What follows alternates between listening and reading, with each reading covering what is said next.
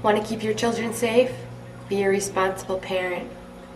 In 1981, John Walsh, star of the popular television show America's Most Wanted and co-founder of the National Center for Missing and Exploited Children, lost his 6-year-old son Adam.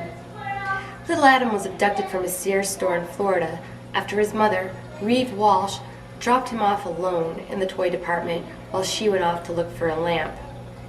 When she returned to the toy department, the little boy was gone. Weeks later, his decapitated head was found in a canal. Never his body and never his killer. The Walshes filed a lawsuit against Sears, blaming them for what happened to their son, claiming a security guard had thrown the boy out, which later proved to be false.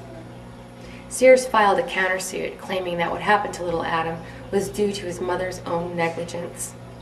The Walshes subsequently dropped their suit against Sears. In return, Sears did the same.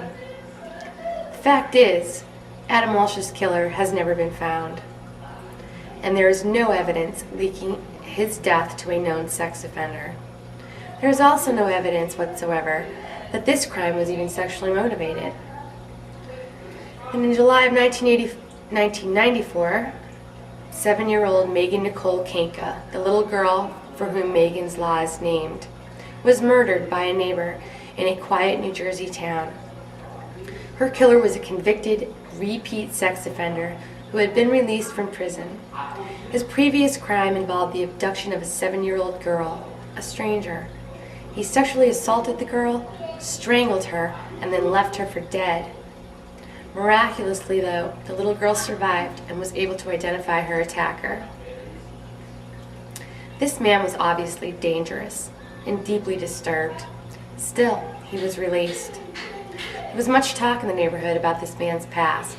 Indeed, Mr. Kanka even acknowledged after Megan's death that he had known about the man's past.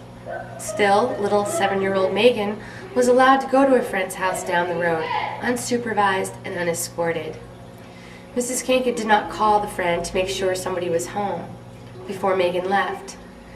She was, in fact, not home, nor was Megan instructed to call her mother when she reached her destination. When Megan arrived at a friend's home and no one answered, she began to roam the neighborhood, again, alone. She stopped to talk to the man in the neighborhood that everyone had been talking about.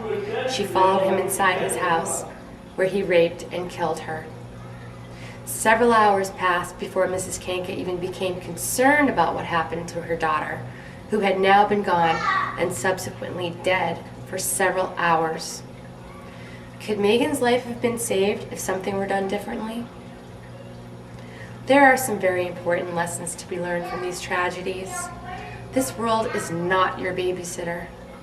And no parent with half a brain would leave their 6 or 7-year-old child alone in a department store or to wander the streets unsupervised. This is just common sense.